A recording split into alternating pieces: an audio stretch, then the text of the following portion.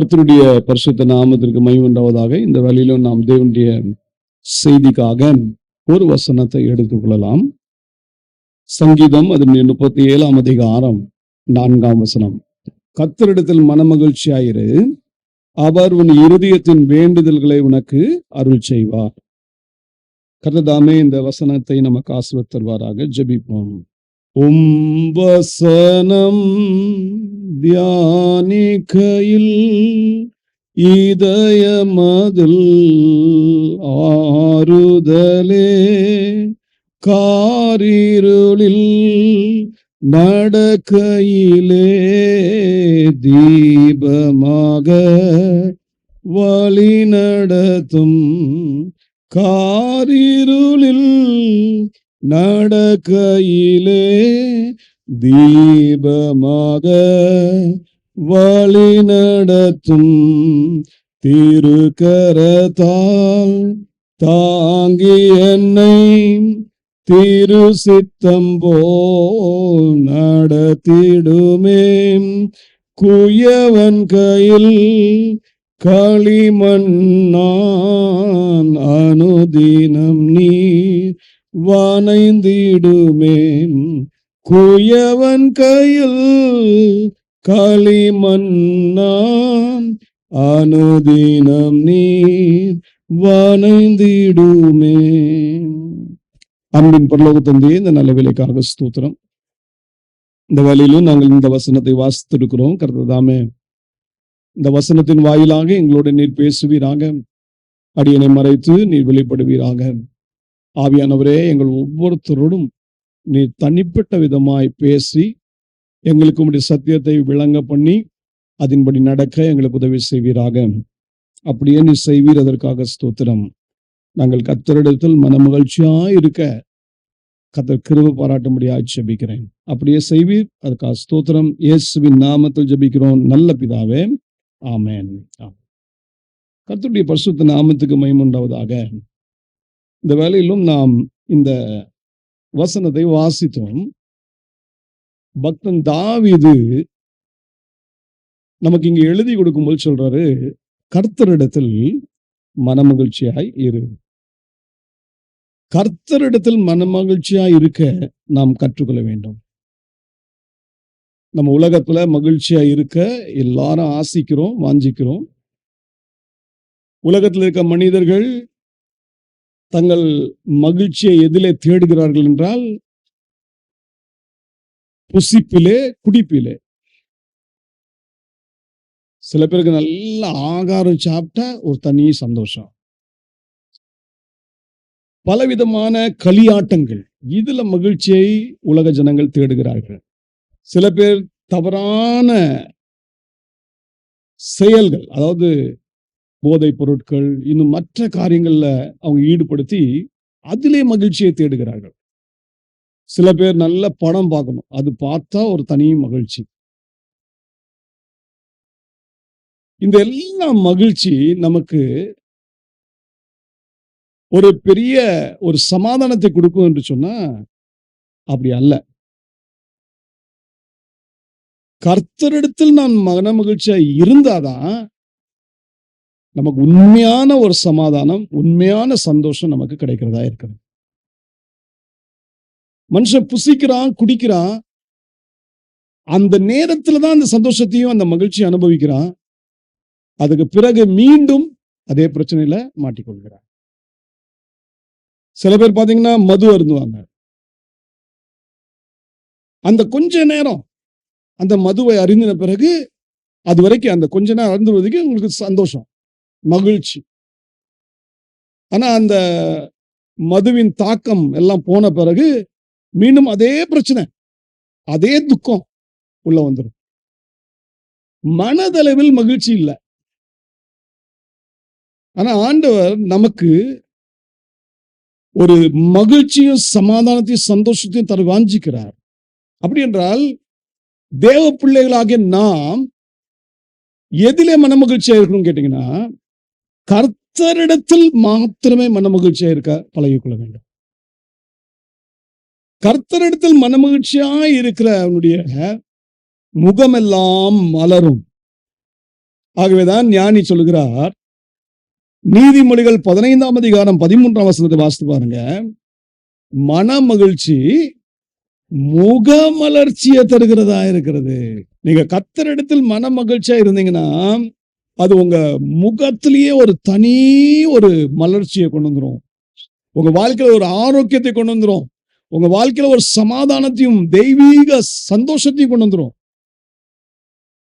அதே போல இந்த மன மகிழ்ச்சி நமக்கு நல்ல மருந்து என்பதையும் ஞானி சுட்டி காட்டாமல் இல்லை. நீதிமொழிகள் 17ஆம் அதிகாரம் 22ஆம் வசனத்தை வாசித்து பாருங்க. மன மகிழ்ச்சி ஒரு தேவ பிள்ளைக்கு தேவன் ஒரு நல்ல மருந்தாய் கொடுத்திருக்கிறார். அப்போ நீங்க மன மகிழ்ச்சியா இருந்தீங்கன்னா அதுவே உங்களுக்கு ஆரோக்கியத்துக்கு காரணம். அநேகருடைய வாழ்க்கையில மகிழ்ச்சி, சந்தோஷம் அல்லது ஆரோக்கியம் கெட்டு போறதுக்கு காரணம் என்ன? அவங்க மனதளவுல மகிழ்ச்சி இல்லை. மனிதன் எந்த நாள் வரைக்கும் இந்த பாவ நிலையில இருப்பானோ அது வரைக்கும் அவனுக்கு மன மகிழ்ச்சி இல்லை. பாவம் தான் ஒரு மனிதனுடைய வாழ்க்கையில இருக்க சந்தோஷத்தை கெடுத்துருது. அந்த பாவத்தின் அடிமைத்தனத்திலிருந்து என்றைக்கு மனிதன் விடுதலை ஆகிறானோ உடனே அந்த மனிதனுடைய வாழ்க்கையில தெய்வீக ஒரு சந்தோஷம் வரும். அதுக்கு பிறகு அவன் கர்த்தருக்குள் மனமகிழ்ச்சியா இருக்க இருக்க இருக்க கர்த்தர் அவனுடைய எல்லா தேவைகளையும் சந்திக்கிறவராய் காணப்படுகிறார். இன்னைக்கு தேவ பிள்ளைகளே, நம்முடைய மகிழ்ச்சி யாரிடத்தில் இருக்கிறது? கர்த்தரிடத்தில் இருக்கிறதா? இல்ல இந்த உலக பொருளிலே, உலக காரியத்தில் இருக்குதா? சாலமோன் ஞானி தேவனுடைய ஞானத்தை பெற்ற ஒரு மனிதன். அவரு சொல்றாரு, நான் இந்த உலகத்துல இருக்கிற எல்லா காரியத்தையும் சம்பாதித்தேன். வீட்டை சம்பாதிச்சேன், தோட்டத்தை சம்பாதிச்சேன், வெள்ளிய சம்பாதிச்சேன், பொண்ணை சம்பாதிச்சேன், எல்லா உலகத்தின் எல்லா சம்பத்தையும் சம்பாதிச்சார். எல்லா விதமான பொருட்களையும் சம்பாதித்தார். ஆனா அவருடைய கடைசி அறிக்கை என்ன? வாசிங்க பிரசங்கி அதனுடைய 2ஆம் அதிகாரம் 10ஆம் வசனம் 11ஆம் வசனம். என் கண்கள் இச்சித்தவைகளை ஒன்றையும் நான் அவைகளுக்கு தடை பண்ணவில்லை. என் இருதயத்துக்கு ஒரு சந்தோஷத்தையும் நான் வேண்டாம் என்று விலக்கவில்லை. நான் செய்த முயற்சிகள் எல்லாம் என் மனம் மகிழ்ச்சி கொண்டிருந்தது. இதுவே என் பிரயாசங்கள் எல்லாவற்றினாலும் எனக்கு வந்த பலன். பாருங்க என்ன அருமையா சொல்ற பாருங்க ஞானி. தன்னுடைய மனம் மகிழத்தக்கதாக இந்த உலகத்தின் எல்லா பொருட்களையும் அவர் சம்பாதித்தார். உலகத்தின் எந்த ஆசீர்வாதங்களும் விட்டு வைக்கல. அவர் கண்கள் எதெல்லாம் இச்சித்ததோ எல்லாவற்றையும் பெற்றுக்கொள்ள அவர் துடித்தார். ஏன்னா அவர்கிட்ட எல்லா பலமும் இருக்கிறபடினாலே, ராஜாவா இருக்கிறபடினாலே எல்லாவற்றையும் அவர் சம்பாதிச்சார். உண்மைதான், அது அவருடைய மனதுக்கு மகிழ்ச்சி கொடுத்தது. ஆனா கடைசியில எப்படி முடிஞ்சது கவனிங்க. 11ஆம் வசனம். என் கைகள் செய்த சகல வேலைகளையும் நான் பட்ட எல்லா பிரயாசத்தையும் கண்ணோக்கி பார்த்தேன். ஒரு நாள் வரும், நம்ம மகிழ்ச்சியா இருந்த நாட்கள்லாம் அப்படி கடந்து போயிட்டே வரும். ஒரு நாள் அதை கண்ணோக்கி பார்ப்போம், எப்படிப்பா இருந்துச்சு அப்படின்னு பார்த்தா பாருங்க என்ன முடிவு சொல்றாரு பாருங்க. இதோ எல்லாம் மாயையும் மனதுக்கு சஞ்சலமா இருந்தது, சூரியனுக்கு கீழே பலன் ஒன்றும் இல்லை. ஞானி இந்த உலகத்தின் பொருட்களினாலே தன்னை மகிழ்ச்சிக்குள்ளாக வைக்கணும்னு விரும்பினாரு. ஆனா கடைசியில அவர் கண்ட காரியம் என்ன தெரியுமா? எல்லா மாயையும் மனதுக்கு சஞ்சலமா இருந்தது. இப்ப நல்லா கவனிப்போம். நம்ம ஆண்டவருடைய பிள்ளைகள், கர்த்தருடைய பிள்ளைகள், இயேசுவின் இரத்தத்தினால் நாம் மீட்கப்பட்டோம். நம் பாவங்கள்லாம் மன்னிக்கப்பட்டுருச்சு. நாம் நீதிமானா மாறிட்டோம். அப்படின்னா நாமும் சாலமோன் ஞானி சொன்ன வண்ணமாகவே இந்த உலகத்தின் பொருட்கள்ல சந்தோஷத்தை தேடுவோமா? தேடக்கூடாது. மாறாக நம்முடைய சந்தோஷம் எதுல இருந்து வரணும் கேட்டீங்கன்னா, வாசிங்க சங்கீதம் 64:10. நீதிமான் கர்த்தருக்குள் மகிழ்ந்து அவரை நம்புவான், செம்மையான இருதயம் உள்ளவர்கள் யாவரும் மேன்மை பாராட்டுவார்கள். இப்ப நம்ம நீதிமான் ஆயிட்டோம் இல்லையா? நீதிமான் மகிழ்ந்து யாரை நம்பணும்? கர்த்தரை தான் நம்பணும். இப்ப நம்முடைய மகிழ்ச்சிக்கு நம்பிக்கை ஒரு காரணமா இருக்கிறது. அந்த நம்பிக்கை யார் மேல் இருக்கணும்னு கேட்டீங்கன்னா கர்த்தர் மேல் மாத்திரமே இருக்கணும். நீதிமான் கர்த்தர் மேல் நம்பிக்கை வைத்து இந்த உலகத்தின் பொருட்களை அவன் அனுபவிப்பான் என்றால் அதுக்கு தேவன் கிருபை தருவார். ஞானி சொல்றதையே நான் திருப்பி சொல்றேன். பிரசங்கி 5ஆம் அதிகாரம் 19ஆம் வசனம்.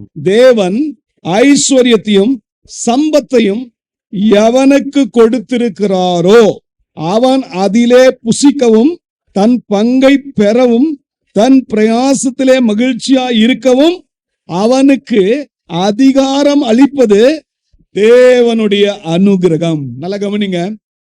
இந்த உலகத்தில் இருக்கிற ஆசீர்வாதங்களை நாம் அனுபவிக்கணும் அப்படின்னு சொன்னா அதுக்கும் தேவனுடைய கிருபை வேணும். நீதிமான் உலகத்தின் ஆசீர்வாதங்கள் மேல கண் வைக்க மாட்டான்.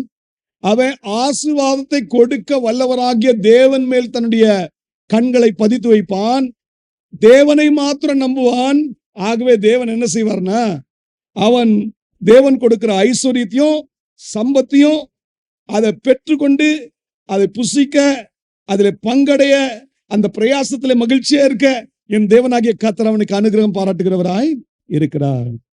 இதுதான் நீங்க அப்போஸ்தலனாகிய பவுல் தீமோத்தேயுக்கு எழுதும்போது சொல்றாரு. 1 தீமோத்தேயு 6ஆம் அதிகாரம் 19ஆம் வசனத்துல நீங்க வாசிக்கும் பொழுது நம்முடைய ஆண்டவராகிய கர்த்தர் சர்வ வல்லமையுள்ள தேவன். அவரை நம்ம ஆராதிக்கும் பொழுது அவர் மேல் முழு நம்பிக்கை வைத்து அவரையே பற்றி கொண்டு அவரிடத்தில் மனமகிழ்ச்சியா இருக்கும் பொழுது அவர் என்ன தெரியுமா செய்வாரு? நாம் அனுபவிக்கிறதற்கு சகலவித நன்மைகளையும் நமக்கு சம்பூர்ணமாய் கொடுப்பார். பாருங்க, தேவன் இந்த உலகத்துல நமக்கு ஆசீர்வாதம் கொடுக்காம எல்லாம் இல்ல, கொடுப்பார். அதை சம்பூர்ணமாய் கொடுப்பாராம். சகலவித நன்மைகளையும் நமக்கு சம்பூர்ணமாய் கொடுப்பார். ஆனா நம்முடைய கண்கள்லாம் யார் மேலதான் இருக்கணும்? கர்த்தர் மேலதான் இருக்கணும். ஜீவனுள்ள தேவன் மேல இருக்கணும்.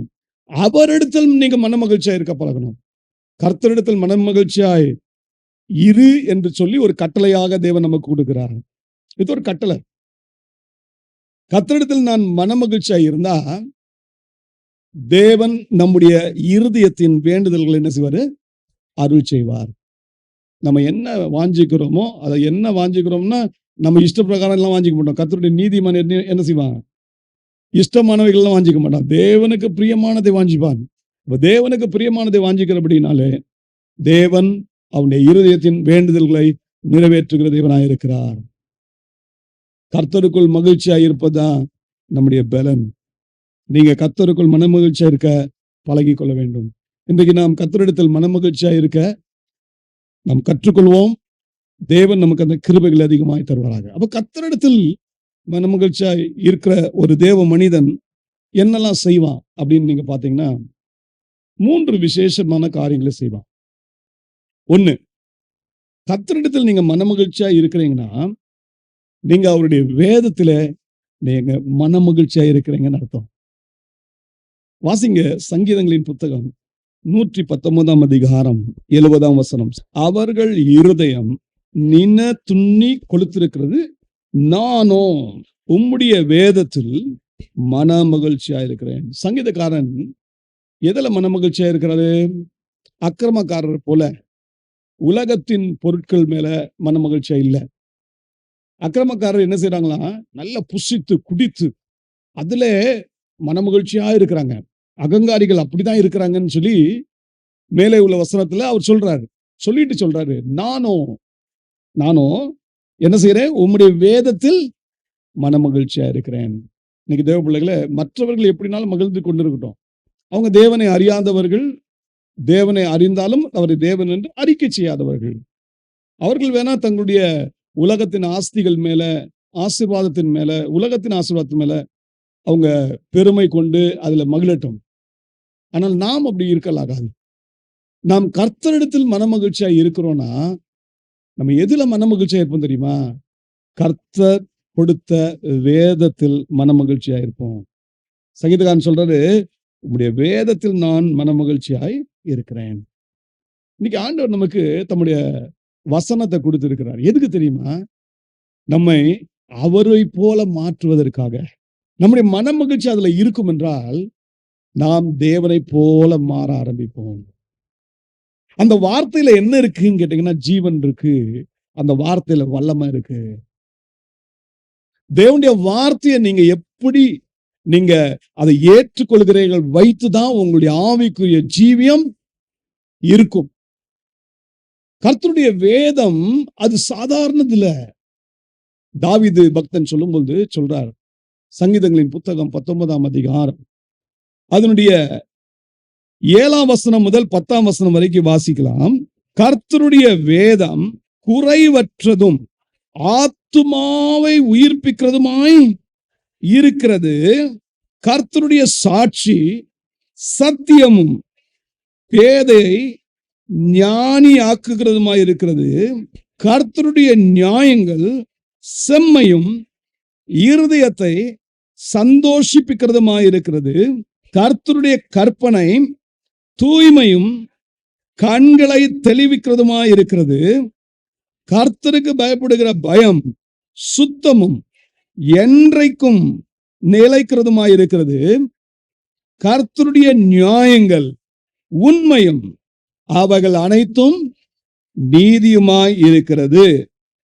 அவைகள் பொன்னிலும் மிகுந்த பசும் பொன்னிலும் விரும்பப்படத்தக்கதும் தேனிலும் தேன் கூட்டிலிருந்து ஒழுகும் தெளி தேனிலும் மதுரம் உள்ளதுமாயிருக்கிறது. பாருங்க, கர்த்தருடைய வசனத்தை குறித்து தாவீது பக்தன் சொல்லும்போது அவர் சொல்றார், அது குறைவற்றது, நம்முடைய ஆத்துமாவை அது உயிர்ப்பிக்க வல்லமையுள்ளது, நம்முடைய இருதயத்தை அது சந்தோஷிப்பிக்கிறதா இருக்கிறது. இப்படிப்பட்ட தேவனுடைய வசனம். அந்த வசனத்தை பக்தன் எப்படி பார்க்கிறார்னா, பொன்னிலும் மிகுந்த பசும் பொன்னிலும் விரும்பப்படத்தக்கதும் தேனிலும் தேன் கூட்டிலிருந்து ஒழுகும் தெளி தேனிலும் மதுரம் உள்ளதாய் அவர் பார்க்கிறார்.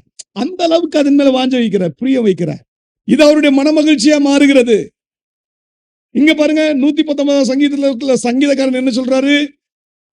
70ஆம் வசனத்துல அவர் சொல்றாரு, கர்த்தருடைய வேதத்தில் மனமகிழ்ச்சியா இருக்கிறேன் சொல்லிட்டு அதை எப்படி கம்பேர் பண்றா பாருங்க. 72ஆம் வசனம், அநேகமாயிரம் பொன் வெள்ளியை பார்க்கிலும் நீர் விளம்பின வேதமே எனக்கு நலம். அப்பனா இந்த பக்தன் பொன் வெள்ளி இதுல மகிழ்ச்சி அடையவே இல்லை. இன்னைக்கு நம்ம எதுல மகிழ்கிறோம் என்பது மிக முக்கியம். தேவன் நமக்கு கொடுத்திருக்கிற ஐஸ்வர்யத்துல மகிழ்கிறோமா? தேவன் நமக்கு கொடுத்திருக்கிற பதவியில மகிழ்கிறோமா? தேவன் நமக்கு கொடுத்திருக்கிற எல்லா வசதிகளை வைத்து நம்ம மகிழ்கிறோமா? இது கவனத்துல கொள்ள வேண்டும். அதுல எல்லாம் மகிழ்ந்துடாதீங்க. மகிழ வேண்டிய ஒரு காரியம் இருக்கிறது. அது என்ன? கர்த்தருடைய வேதத்தில் மன மகிழ்ச்சியாயிருங்க. கர்த்தருடைய வேதம் அது சத்தியம் உள்ளது. அந்த வேதம் பொன்னை காட்டிலும் வெள்ளியை காட்டிலும் தேனை காட்டிலும் அது அது விலையேறப்பட்டது, மதுரமானது. ஆகவே இன்றைக்கு நம்முடைய வாழ்க்கையில கர்த்தருடைய வசனத்தின் மேல ஒரு பிரியம் இருக்கா? சங்கீதக்காரன் 1ஆம் சங்கீதத்துல எழுதும்போது சொல்றாரு, கர்த்தருடைய வேதத்தில் பிரியமாயிருந்து இரவும் பகல் அதை தியானிக்கிற மனுஷன் பாக்கியவான். அப்ப கர்த்தரிடத்தில் மன மகிழ்ச்சியா இருக்கணும் அப்படின்னு சொன்னா நம்ம கர்த்தருடைய வேத வசனத்தை வாசித்து தியானிக்கிற பிள்ளைகளாக இருக்கிறோம். ஏன் கர்த்தருடைய வசனத்தை நம்ம வாசிக்கணும், தியானிக்கணும் அப்படின்னு சொன்னீங்கன்னா, ஆண்டவர் தம்முடைய வார்த்தையின் மூலமாக தான் நம்ம ஜெனிப்பிக்கிறார். கர்த்தருடைய அந்த அழிவில்லாத வித்தாகிய வசனத்தின் மூலமாக ஆண்டவர் நம்மை ஜெனிப்பித்து நமக்கு ஒரு புதிய ஒரு சிருஷ்டியா நம்ம மாத்துறாரு, புதிய வாழ்க்கையை கொடுக்கிறார். இந்த பரிசுத்தமான வாழ்க்கையை நம்ம பெற்ற பிறகு அந்த பரிசுத்தத்திலே நிலைத்திருக்கவும் அந்த பரிசுத்தத்தை பூர்ணப்படுத்தவும் நமக்கு வேத வசனத்துல மகிழ்ந்து இருப்பது மிக மிக அவசியம். ஆவிக்குரிய ஜீவியத்துல நீங்க சாத்தானின் சூழ்ச்சிகளை, சாத்தானின் தந்திரங்களை, சாத்தானின் மாய வலைகளை அதிலே நீங்கள் விழாதபடிக்கு உங்களை பாதுகாத்துக் கொள்ளணும், அதை மேற்கொள்ளணும் அப்படின்னு சொன்னா தேவ வசனத்தின் மேல உங்களுக்கு ஒரு பிரியம் வேண்டும். ஆகவேதான் ஒரு மனிதன் என்றைக்கு தன்னுடைய பாவத்துக்காக மனம் திரும்பி ஆண்டவரிடம் அதை அறிக்கை செய்து இயேசுவின் இரத்தத்தினால் கழுவப்பட்டு சுத்திகரிக்கப்படுகிறானோ அவன் ஒரு புதிய மனிதனாய் மாறுகிறான். அவன் கிறிஸ்துவுக்குள் வந்தபடியினாலே ஒரு பிறந்த குழந்தை எப்படி தாய்ப்பால் மேல வாஞ்சியா இருக்குமோ அந்தனமாய் இந்த ரட்சிக்கப்பட்ட மனிதன் என்ன செய்வானா, கர்த்தருடைய வசனத்தின் மேல, அத களங்கம் இல்லாத அந்த ஞான பாலின் மேல வாஞ்சியா இருப்பான். அதை சந்தோஷத்தோட உட்கொள்வான். இன்னைக்கு தேவ பிள்ளைகளே, இன்றைக்கு நான் அநேக கிறிஸ்தவர்களை பார்க்கிறேன். ரட்சிக்கப்பட்டேன் என்று சொல்லுகிறார்கள், ஞானஸ்நானம் பெற்றேன் என்று சொல்லுகிறார்கள். ஆனால் நீங்க வேதத்தை வாசிக்கிறீர்களா? வேதத்தை வாசித்து தியானித்து அதன்படி செயல்படுகிறீர்களான்னு கேட்டா அதுக்கு நல்ல திருப்திகரமான பதில் நான் இதுவரைக்கும் அநேகர்கிட்ட பார்க்கல. நல்ல கவனிங்க, அப்படிப்பட்ட மனிதனுடைய மனம் திரும்புதல் கூட கேள்விக்குறியானது. அப்படிப்பட்ட மனிதனுடைய ரட்சிப்பு என்று ரட்சிக்கப்பட்டேன் என்று சொல்ற அந்த அந்த காரியமும் கேள்விக்குறியானதாய் மாறுகிறது. ஏன்னா ஒரு நீதிமானா மாறின பிறகு, தேவ பிள்ளையா மாறின பிறகு, அந்த மனிதனுடைய மன மகிழ்ச்சி எதுல இருக்கும்னா கர்த்தருடைய வசனத்துல இருக்கும். இந்த வசனம் தான் நம்மை பலப்படுத்தும். இந்த வசனம் தான் நம்மை வளர்த்தும். இந்த வசனம் தான் நம்மை கனி தர வைக்கும். இன்னைக்கு நம்முடைய வாஞ்சை கர்த்தருடைய வசனத்தின் மேல இருக்கிறதா? பாருங்க, இந்த சங்கீதக்காரன் 119 தான் இந்த சங்கீதத்தின் சங்கீதக்காரன் சொல்றது கவனிங்க. ஏன் அவர் இந்த கர்த்தருடைய வேதத்துல மனமகிழ்ச்சியா இருக்கிறார்னா சில காரணங்களை அவர் சொல்லுகிறார். ஒரு சில குறிப்புகளை உங்களுக்கு கொடுக்கிறேன். சங்கீதம் 119 அதனுடைய 11ஆம் வசனத்தை கவனிங்க. நான் உமக்கு விரோதமாய் பாவம் செய்யாதபடிக்கு உமது வாக்கை என் இருதயத்தில் வைத்து வைத்தேன். ஒரு தேவன் பிள்ளை ஒரு நீதிமானா மாறின பிறகு அவனுடைய ஆசைலாம் என்ன தெரியுமா இருக்கும்? நான் எப்படி இன்னும் பரிசுத்தமா வாழ்வது, இன்னும் எப்படி பரிசுத்தமா ஜீவிப்பது. பரிசுத்தத்தின் மேல் நமக்கு வாஞ்ச இருக்கா? அதுக்காக நம்ம ஆண்டவர்கிட்ட ஜெபிக்கிறோமா? ஆண்டவரே, நீர் சுத்தராயிருக்கிறது போல என்னையும் நான் சுத்திகரித்துக் கொள்கிறேன், என்னை சுத்திகரிங்க என்று சொல்ல முடியுமா? அப்போஸ்தலன் யோவான் சொல்வார், அவர் சுத்தரா இருக்கிறார். ஆகவே நாம் என்ன செய்யணுமா? நம்மை சுத்திகரித்துக் கொண்டே இருக்கணும். அப்ப பரிசுத்தத்துக்கு வேற எந்த ஷார்ட்கட் ரூட்டே இல்லை. பரிசுத்தத்துல நீங்க வளரணும், பரிசுத்தத்துல பூர்ணம் அடையணும் அப்படின்னு சொன்னா தேவனுடைய வசனத்தை கையில அல்ல, இருதயத்திலே பதித்து வைக்கணும். இந்த இருதயத்துல பதித்து வைக்கும் பொழுது, அந்த வசனத்தை நீங்க கையாளும் பொழுது, அதுக்கு நீங்க கீழ்ப்படியும் பொழுது, அந்த வசனம் உங்களுக்கு பரிசுத்தமாய் ஜீவிப்பதற்கு உதவி செய்கிறதா இருக்கிறது. பாவத்தின் மேல ஜெயத்தை அது கொடுக்கிறதா இருக்கிறது. ஆகவேதான் கீழே சொல்றாரு பாருங்க, உமது பிரமாணங்களின் மனமகிழ்ச்சியா இருக்கிறேன், உமது வசனத்தை மறவேன். 16ஆம் வசனத்துல தான் நீங்க வாசிக்கிறீங்க. சோ முதல் காரியம், ஏன் அவரு கர்த்தருடைய வேதத்துல மனமகிழ்ச்சியா இருக்கிறான்னா, பரிசுத்தத்தை அடையணும்னு ஒரு ஆசை சங்கீதக்காரன் இருக்கிறது. அந்த பரிசுத்தத்துல நிலை நிற்பதுக்கான ஒரே ஒரு வழி எதுனா, வசனத்தை இருதயத்துல வைத்து வைக்கிறதுனால தான் இது நடக்கும் என்பதை அவர் அறிந்து கொண்டார். அப்போ வசனத்தை அவர் தியானிக்கிறார், இருதயத்துல பதித்து வைக்கிறார், அதன்படி செயல்படுகிறார். அடுத்தது கவனிங்க, இவர் ஏன் இந்த வசனத்துல ரொம்ப ரொம்ப வாஞ்சி வச்சிருக்காருன்னா, 76ஆம் வசனத்தை கொஞ்சம் வாசிக்கலாம். நீர் உமது அடியேனுக்கு கொடுத்த உமது வாக்கின்படி உமது கிருபையனை தேற்றுவதாக. 77ஆம் வசனத்தை வாசிங்க. நான் பிழைத்திருக்கும்படிக்கு உமது இரக்கங்கள் எனக்கு கிடைப்பதாக, உம்முடைய வேதம் என் மனமகிழ்ச்சி. இது கர்த்தருடைய வசனத்தின் மேல அவர் மனமகிழ்ச்சி இருக்கிறப்பனால சொல்றாரு, நான் பிழைத்திருக்கும்படி உம்முடைய கிருபைகள் இரக்கங்கள் எனக்கு கிடைக்கிறதா இருக்கிறது. வேத வசனம் நமக்கு கிருபையை அருளி இந்த உலகத்துல நமக்கு ஆறுதலையும் தேறுதலையும் தடுக்கிறதா இருக்கிறது. இன்னும் இதை கொஞ்சம் விளக்கமா நீங்க வாசித்தீங்கன்னா 49 வசனம் 50 வசனம், நீர் என்னை நம்ப பண்ணின வசனத்தை உமது அடியேனுக்காக நினைத்தரலும். ஏன் நினைத்தரலும்? அதுவே என் சிறுமையில் எனக்கு ஆறுதல். உம்முடைய வாக்கு என்னை உயிர்ப்பித்தது. பாருங்க, பரிசுத்தமா வாழணும்னு வாஞ்சிக்கும் போது, கர்த்தருக்கென்று தேவ பக்தியுள்ள ஒரு வாழ்க்கை வாழ நம்ம வாஞ்சிக்கும் போது நிச்சயம் துன்பப்படுவோம். அந்த துன்பத்தின் நேரத்திலே, அந்த உபத்திரவத்தின் நேரத்திலே கர்த்தருடைய வசனம் நமக்கு ஆறுதல் தருகிறதாய் காணப்படுகிறது. கர்த்தருடைய வாக்கை நாம பற்றி கொள்ளும்போது அவற்றிலிருந்து நம்ம இரக்கங்களை பெறுகிறதா இருக்கிறோம். அது நம்ம இந்த உலகத்துல பிழைத்திருக்க, கர்த்தருக்கென்று பிழைத்திருக்க உதவி செய்கிறதா இருக்கிறது. மூன்றாவது, இதுல அவர் சொல்லும்போது, அவர் மனமகிழ்ச்சியா இருக்கிறதான காரணத்தை சொல்லும்போது சொல்றாரு, அதுல 92ஆம் வசனத்தை வாசிக்கலாம். உமது வேதம் என் மனமகிழ்ச்சியா இராதிருந்தால் என் துக்கத்திலே அழிந்து போயிருப்பேன். அப்போ வேத வசனம் தன் நம்பிக்கையை கொடுக்கிறதா இருக்கிறது. துக்கத்துல அமிழ்ந்து போகிற வண்ணமான ஒரு நிலைமை வருகிறது. ஆனா கர்த்தருடைய வசனத்தை சங்கீதக்காரன் பற்றி கொண்டபடியினாலே அவர் சொல்றாரு, என் துக்கத்துல நான் அழியாதபடிக்கு இந்த வேத வசனம் தான் என்னை காப்பாற்றினது, அதுவே என் மனமகிழ்ச்சி என்று சொல்லி அந்த காரியத்தை நமக்கு கற்றுக் கொடுக்கிறார். அப்ப நல்லா கவனிப்போம். வேத வசனம் மனமகிழ்ச்சியா இருக்கும்போது தான் நம் துக்கத்தின் மேல வெற்றியை பெறுவோம். அது மட்டுமல்ல, 142ஆம் வசனத்தை கொஞ்சம் வாசிங்க.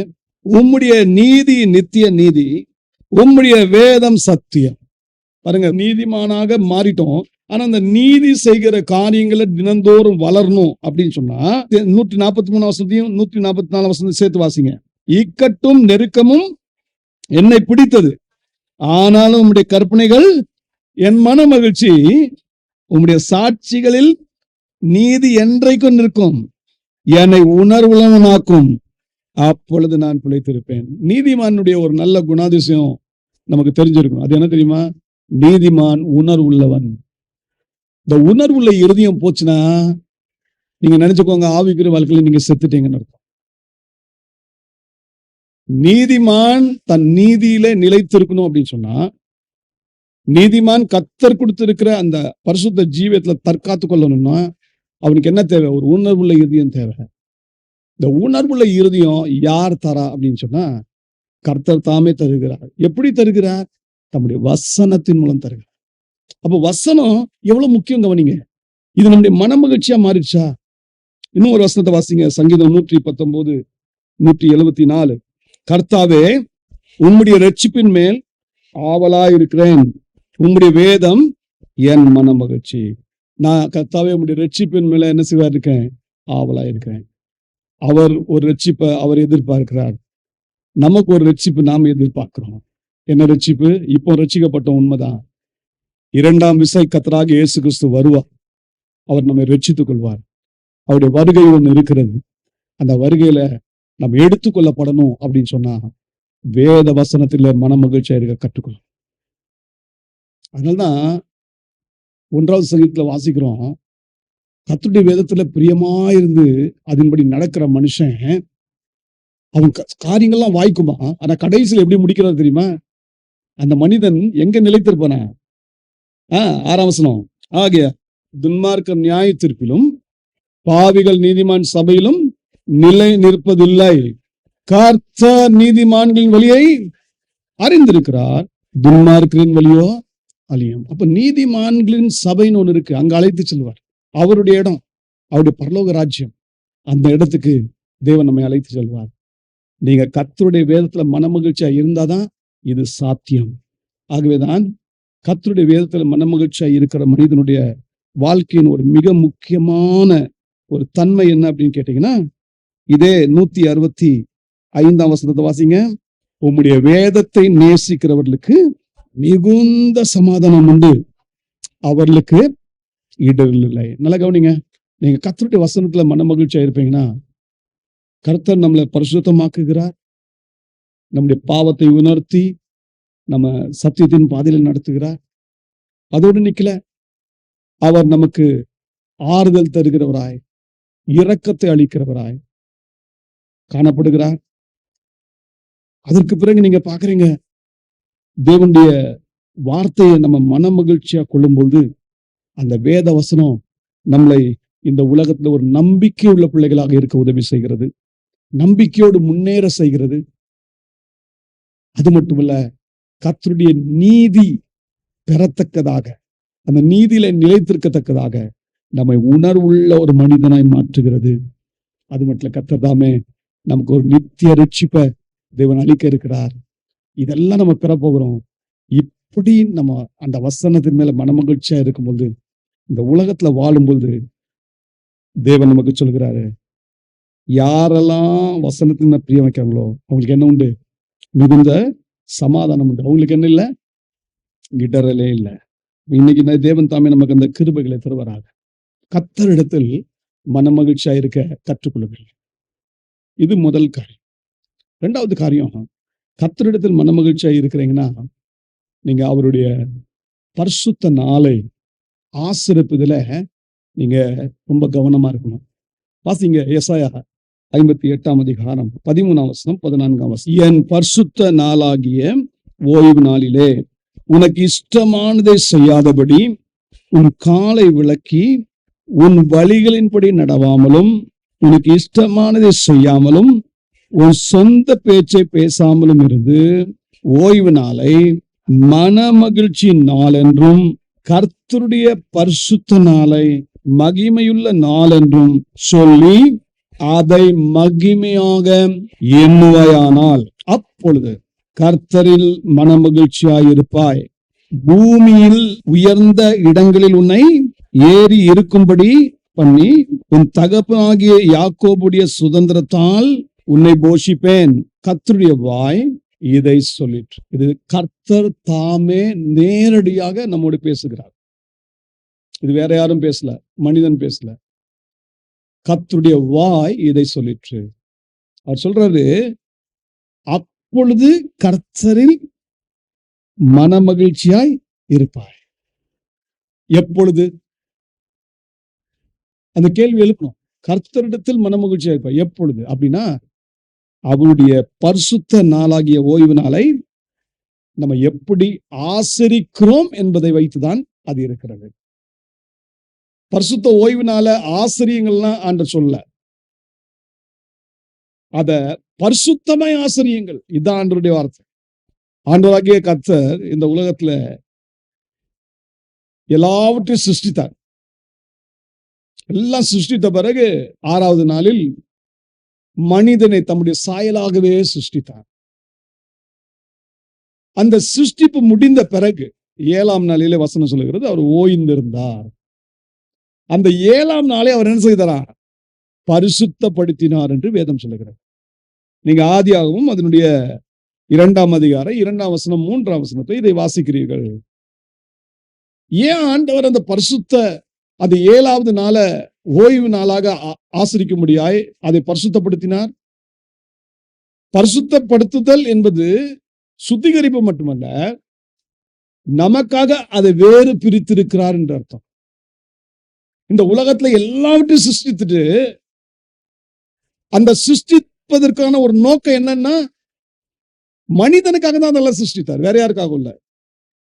மனிதனுக்காக அதை சிருஷ்டித்த பிறகு அவர் 7ஆம் நாள்ல ஓய்ந்திருந்து மனிதனோடு தனிமையாய் இருக்க வாஞ்சிக்கிறார். இந்த 7ஆம் நாள் நமக்கும் ஆண்டவருக்கும் உள்ள ஒரு காரியம். இது ஒரு அடையாளம், மறந்துடாதீங்க. இது ஒரு அடையாளம். அந்த பரிசுத்த நாள் என்று அதை தேவன் குறிப்பிடுகிறார். ஆண்டவரே அதை செப்பரேட் பண்ணி வச்சிருக்கிறார். அப்படின்னா நாம் எந்த அளவுக்கு முக்கியத்துவம் கொடுக்கணும் என்பதை கவனத்தில் கொள்ள வேண்டும். இந்த பரிசுத்த நாளை ஆண்டவர் விரும்பின வண்ணமாய் அதை ஆசரிக்காமல் போனதுனால்தான் இஸ்ரவேல் ஜனங்கள் அந்த எகிப்தின் அடிமைத்தனத்துக்குள்ளே போய் மாட்டிக்கொண்டார்கள். இல்லைன்னா அவங்க எகிப்தின் அடிமைத்தனத்தில் மாட்டிக்கொள்ள வேண்டிய அவசியமே இல்லை. அதற்கு பிறகுதான் ஆண்டவர் மீண்டும் இதை கட்டளையாக இஸ்ரவேலர்களுக்கு கொடுத்தார்.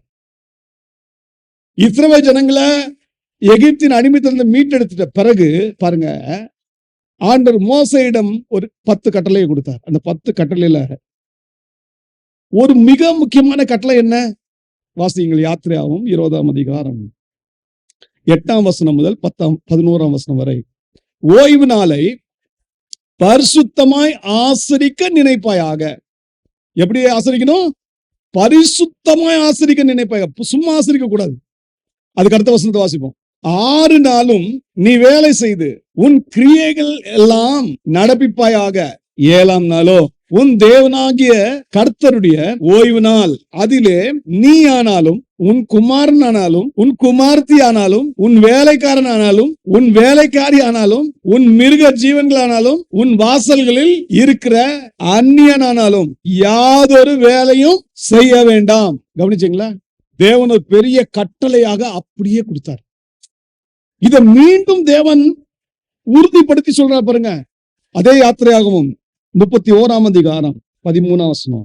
நீ இஸ்ரவேல் புத்திரரை நோக்கி, நீங்கள் என் ஓய்வு நாட்களை ஆசரிக்க வேண்டும், உங்களை பரிசுத்தப்படுத்துகிற கர்த்தர் நான் என்பதை நீங்கள் அறியும்படி இது உங்கள் தலைமுறை தோறும் எனக்கும் உங்களுக்கும் அடையாளமாயிருக்கும். நல்ல கவனிங்க. தேவனுக்கும் தேவ பிள்ளைக்கும் நடுவில ஒரு அடையாளமாய் தேவன் இதை வைத்திருக்கிறார். நம்ம தன்னிச்சையா இது ஆசைக்க மாட்டோம் சொல்லக்கூடாது. தேவன் தாமே இதை நியமித்திருக்கிறார். தேவன் தாமே இதை ஏற்படுத்தி இருக்கிறார். ஆகவேதான் சொல்றாரு, நான் உன்னை பரிசுத்தமாக்கும்படி நீ ஓய்வு நாட்கள் என்ன செய்யும்? பரிசுத்தமா ஆசரிக்கணும். அப்ப தேவனுடைய சமூகத்துல நம்ம ஏன் பரிசுத்தமா தேவ சமூகத்தை ஏன் ஆசரிக்கணும் அப்படின்னு கேட்டீங்கன்னா, நம்மளை பரிசுத்தமாக்க. நம்ம பரிசுத்தின் மேல வாழ்ந்திருந்தா நிச்சயம் என்ன செய்வோம் சொல்லுங்க? தேவ ஆலயத்துக்கு வருவோம். தேவைகளுக்காக நம்ம தேவ ஆலயத்துக்கு வர அவசியமே இல்லை. நம்ம தேவைகள் எல்லாம் சந்திக்கிறதுக்கு அவர் வல்லவர். அவரிடத்தில் மனமகிழ்ச்சியா இருந்தா போதும், அவர் நம்முடைய இதயத்தின் வேண்டுதல்களை நிறைவேற்றுவார். அப்ப அவரிடத்தில் மனமகிழ்ச்சியா இருக்கிற மனிதன் என்ன செய்வான்? அவருடைய பரிசுத்த ஓய்வு நாளை பரிசுத்தமாய் ஆசரிப்பான். அந்த பரிசுத்தமாய் ஆசரிக்க தேவன் நமக்கு கட்டளை கொடுத்திருக்கிறார். இன்றைக்கு பாருங்க, இன்றைக்கு நம்ம ஆண்டுடைய இந்த புதிய ஏற்பாட்டு காலத்திலே நம்ம ஆண்டவராகிய இயேசு கிறிஸ்துவின் ரத்தத்தினால் மீட்கப்பட்டோம். அவருடைய பரிசுத்த ரத்தத்தினால் கல்வி சுத்திகரிக்கப்பட்டதுனால இன்றைக்கு நாம் இந்த ஓய்வுனால நாம் தேவ சமூகத்துல நாம் வேறு விதமாய் ஆசரிக்கிறோம். இதைதான் சபை கூடி வருதல் என்று சொல்லி எபிரேய ஆக்கியம் சொல்றாரு. அப்போஸ்தலர் நடவடிக்கைகளை வாசிக்கும் போது வாரத்தில் 1ஆம் நாளிலே அவர்கள் கூடினார்கள் என்று வேதவசனம் சொல்லுகிறார். அப்ப இன்றைக்கு இயேசு கிறிஸ்து மரித்தோரிலிருந்து உயிரோடு எழும்பின அந்த நாளை நாம் அதை கொண்டாடுகிற ஒரு நாளாய், அது ஓய்வு நாளாய் நாம் ஆசரிக்கிறோம். இன்னொரு விதத்துல போனா விசேஷித்த ஓய்வு நாளாக பழைய ஏற்பாடுல கருதப்படுகிற சண்டேய நம்ம என்ன செய்யறோம்? ஞாயிற்றுக்கிழமைய நம்ம கொண்டாடுறோம். அப்ப தேவனுடைய பிள்ளைகள் பரிசுத்த ஓய்வு நாளை ஆசரிக்க பழகணும். சபை கூடி வருதல் மிக மிக மிக அவசியம். ஏன் அப்படின்னா, எபேசியர் 4ஆம் அதிகாரத்துல வாசிக்கிறீங்க, தேவன் சபை கூடி வருதலை எதற்காக வைத்தார்? ஏன் சபையில தேவ பிள்ளைகளை கொண்டு வந்து சேர்க்கிறார் அப்படின்னு சொன்னா, பரிசுத்தவான்கள் சீர் பொருந்தும்படி. பரிசுத்தவான்கள் சீர் பொருந்துவதற்கு மாத்திரமல்ல, அவர்கள் சுவிசேஷ ஊழியத்துல பங்கு கொள்ள வேண்டும். அந்த ஊழியத்தை செய்யணும். அதற்காகவும் தேவன் கொண்டு வந்திருக்கிறார். இவ்வளவு பெரிதான பாக்கியத்தை தேவன் நமக்கு கொடுத்திருக்கிறாரு. அந்த பரிசுத்த நாளை நம்ம எவ்வாறாக கொண்டாடுகிறோம்? நான் எப்பவுமே சொல்வேன், கர்த்தருடைய சமூகத்துல வருவதை கொண்டாட்டமா நம்ம வைக்கணும். ஏதோ கடமைக்காக போறதுக்கு அல்ல. சங்கீதம் 122 சங்கீதக்காரனாகிய தாவீது சொல்வார், கர்த்தருடைய ஆலயத்துக்கு போவோம் வாருங்கள் என்று சொல்லும்போது எனக்கு என்னாச்சா, மிகுந்த மகிழ்ச்சியா இருந்துச்சு அப்படின்னு சொல்லுவார். இன்னைக்கு நம்ம தேவனுடைய சமூகத்துல மகிழ்ச்சியோட அதை ஆசரிக்க நம்ம பழகுறோமா? பாருங்க, இங்க வசனத்துல வாசிக்கிறோம், தேவன் நம்மளை பரிசுத்தமாக்குவதற்காகவும் சபை கூடி வருதலை வச்சிருக்கிறார். எபிரேயர் 10:25 படி அவருடைய வருகையில எடுத்துக்கொள்ளப்படுவதற்கும் தேவன் சபை கூடி வருதலை மிக முக்கியமா ஆசரிக்க வேண்டும் என்று கற்றுத்தருகிறார். சபை கூடி வருதலை சிலர் விட்டு விடுகிறது போல நாமும் விட்டு விடாமல் ஒருவருக்கொருவர் புத்தி சொல்ல கடவோம்.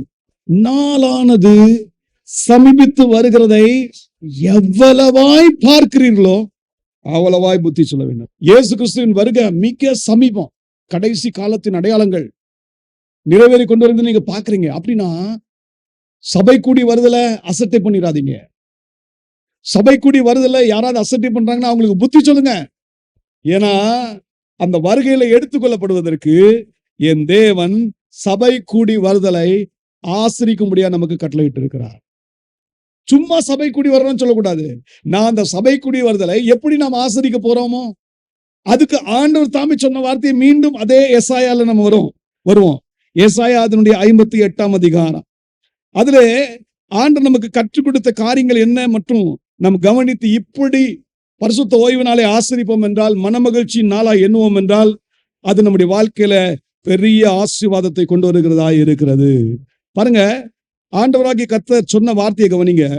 இந்த ஓய்வு நாளை நம்ம மனமகிழ்ச்சி நாளாக கருதணும். இந்த ஓய்வு நாளை மகிமையாக கொண்டாடணும். மகிமை என்று சொன்னாங்க தேவனுக்கு கனம் கொடுக்கிறது. தேவனுக்கு கனம் எப்படி நீங்க செலுத்துவீங்க? அப்போ அந்த நாளை எந்த அளவுக்கு நீங்க விசேஷித்துக் கொள்வீங்க? தேவனுடைய சமூகத்திலே சபை கூடி வருதல சாதாரணமா எண்ணி விடாதீர்கள். அது உங்களுடைய மனமகிழ்ச்சியா இருக்கட்டும். அதை மகிமையாக எண்ணி அதை ஆசரியுங்கள்.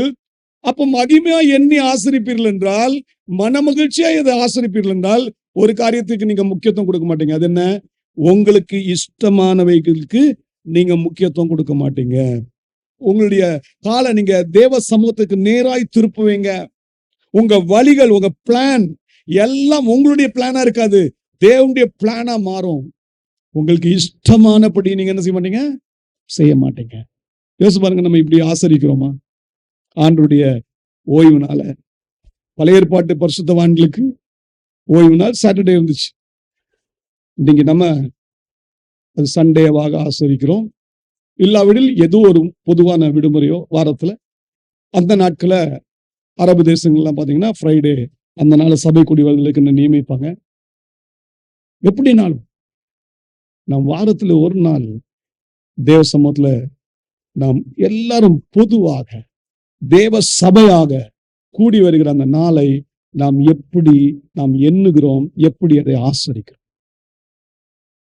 நீங்க அதுல நம்ம கவனம் செலுத்தணும். தேவனுடைய அந்த பரிசுத்த ஓய்வு நாள் நம்முடைய மனமகிழ்ச்சி நாளா இருப்பதாக, அதை மகிமையாக நம்ம எண்ணுவோமாக. இப்படி நம்ம ஆசரிக்கும் பொழுது கர்த்தர் என்ன தெரியுமா செய்வாரு? அவர் சொல்றாரு, பூமியின் உயர்ந்த இடங்கள்ல உன்னை என்ன செய்வேன்? ஏறி இருக்க பண்ணுவேன். உன்னுடைய தகப்பனாகி யாக்கோவுடைய சுதந்திரத்தில் உன்னை போஷிப்பேன். தேவன் பாருங்க, நமக்கு நல்ல சகல ஆசீர்வாதங்களை கொடுக்க வல்லமையுள்ளவராக இருக்கிறார். ஆனா நாம் எப்படி ஆசரிக்கிறோம் என்பதுதான் மிக முக்கியம்.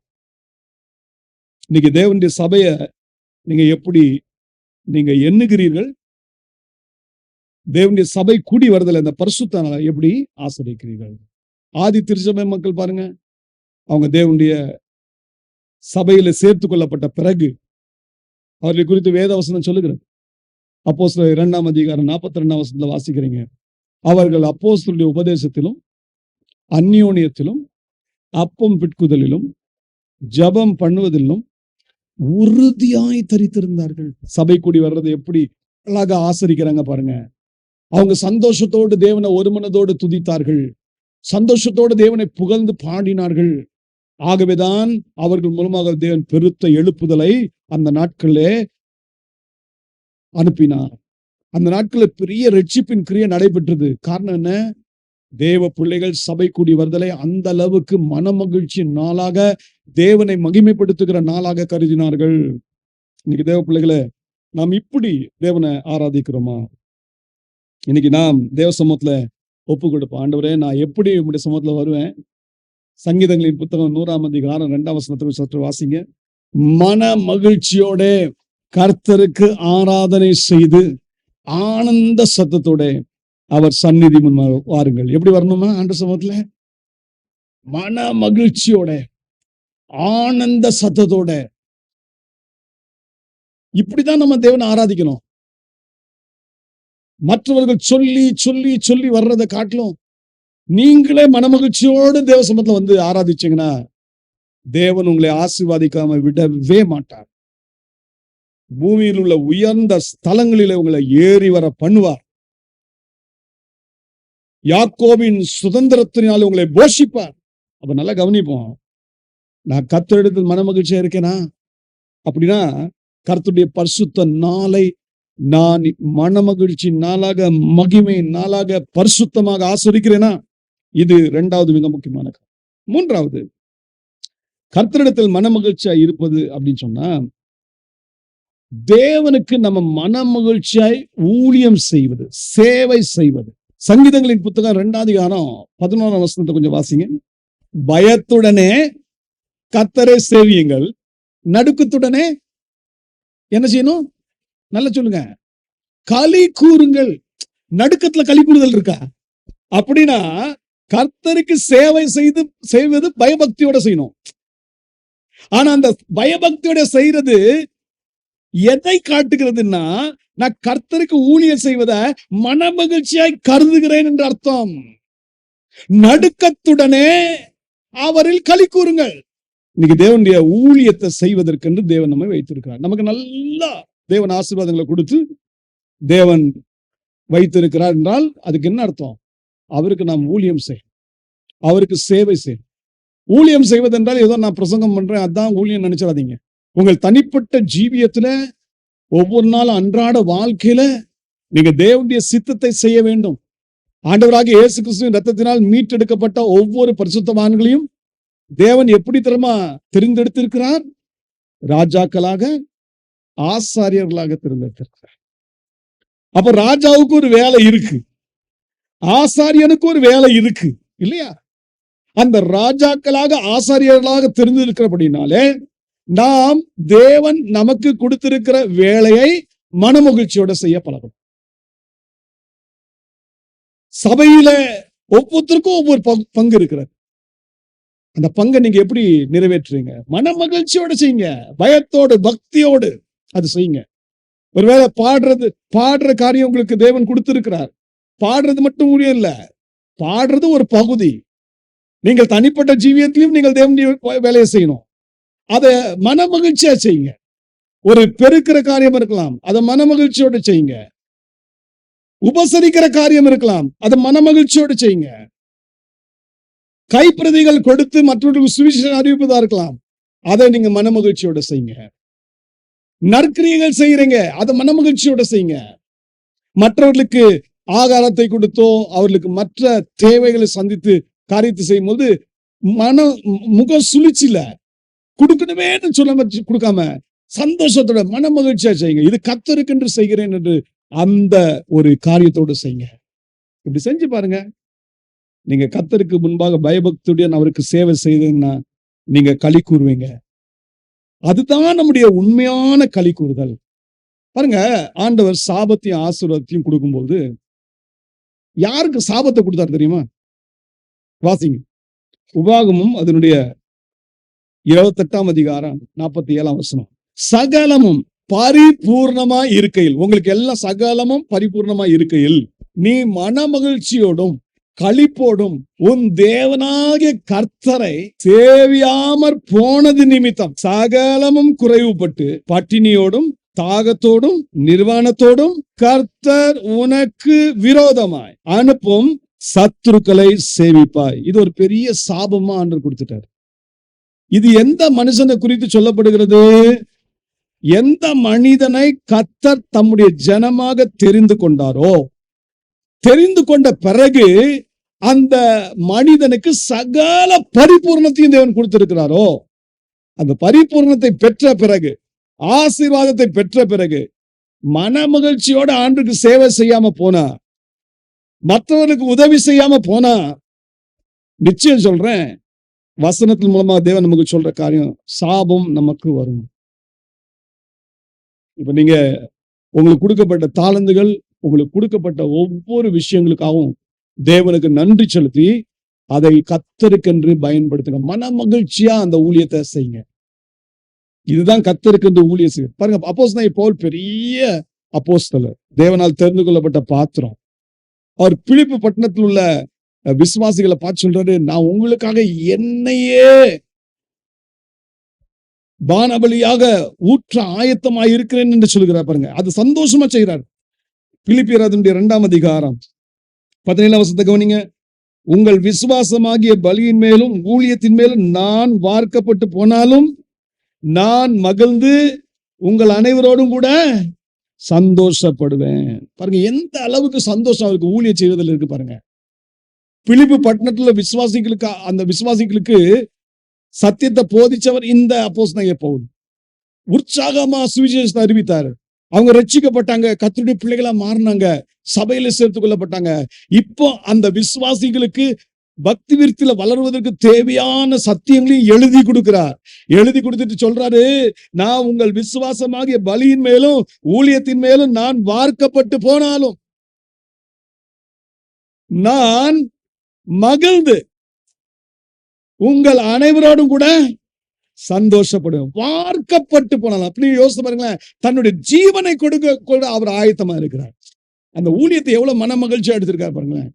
கர்த்தருக்காக நான் வாழ விரும்புகிறேன், உங்களுக்காக, உங்களுடைய நல் ஆவிக்குரிய வாழ்க்கையின் வளர்ச்சிக்காக, உங்கள் வாழ்க்கைக்காக நான் என்னையே கூட பலியாக ஒப்பு கொடுக்க ஆயத்தமா இருக்கிறேன் என்று சொல்லி சந்தோஷமா அதை செய்யறார். சாதாரணமா செய்யல, கட்டாயமா இல்ல, சந்தோஷமா செய்யறார். நீங்க தேவ பிள்ளைகளை, நம்முடைய வாழ்க்கையில ஊழியம் செய்வது, தேவனை சேவிப்பது, அது மனமகிழ்ச்சியான ஒரு காரியமா இருக்கா? நீங்க கர்த்தருக்கு ஊழியம் செய்ய பழகுங்க. ஆண்டவருடைய உங்களுக்கு செய்த நன்மைகளை மற்றவர்களுக்கு சொல்லுங்க, மனமகிழ்ச்சியா சொல்லுங்க. பாருங்க, விசுவாசத்தோட நீங்க இருப்பீங்கன்னா நிச்சயம் மனமகிழ்ச்சியோட சொல்வீங்க. அது சொல்லும் போது பாருங்க, ஜெபத்தோடு செய்யும் பொழுது கர்த்தர் அதிலே பிரியப்படுவார், கர்த்தர் அதிலே சந்தோஷப்படுவார். நீங்கள் அநேகரை தேவராஜ்யத்துக்குள்ள கொண்டு வருகிற பிள்ளைகளாக மாறுவீங்க. அப்போ நம்ம ஊழியம் செய்வதில் கூட மனமகிழ்ச்சியாய் செய்ய வேண்டும் என்பதை இங்கே கற்றுத் தருகிறார். இப்படி நம்ம கர்த்தருக்குள் மனமகிழ்ச்சியாய் இருந்தார் நம்ம கர்த்தருக்கு காத்திருக்கிற பிள்ளைகளாக தான் இருப்போம். அந்த கர்த்தருக்கு காத்திருக்கிற பிள்ளைகளுக்கு இன்னொரு பேர் என்ன தெரியுமா? சாந்த குணம் உள்ளவர்கள். சங்கீதம் 37:11 சற்று வாசிங்க. இந்த சாந்த குணம் உள்ளவர்களுக்கு தேவன் கொடுக்கிற ஆசீர்வாதம் என்னன்னு, சாந்த குணம் உள்ளவர்கள் பூமியை சுதந்தரித்து மிகுந்த சமாதானத்தினால் மனமகிழ்ச்சியா இருப்பாங்க. யாரு?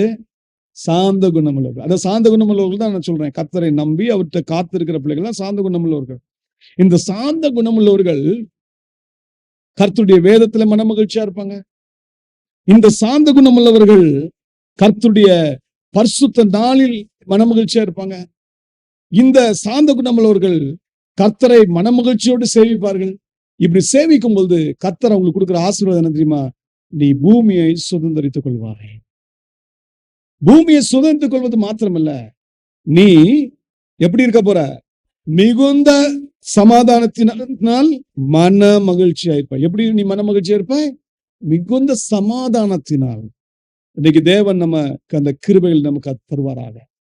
நம்ம தேவ சமூகத்துல நம்ம ஒப்பு கொடுப்போம். ஆண்டவரே, உம்முடைய சமூகத்துல நான் மன மகிழ்ச்சியா இருக்க வாஞ்சிக்கிறேன். நீங்க கர்த்தரிடத்தில் மன மகிழ்ச்சியா இருந்தா நிச்சயம் அவர் உங்கள் இருதயத்தின் வேண்டுதல்களை நிறைவேற்றுவார், அருள் செய்வார். கர்த்தர் அந்த கிருபைகளை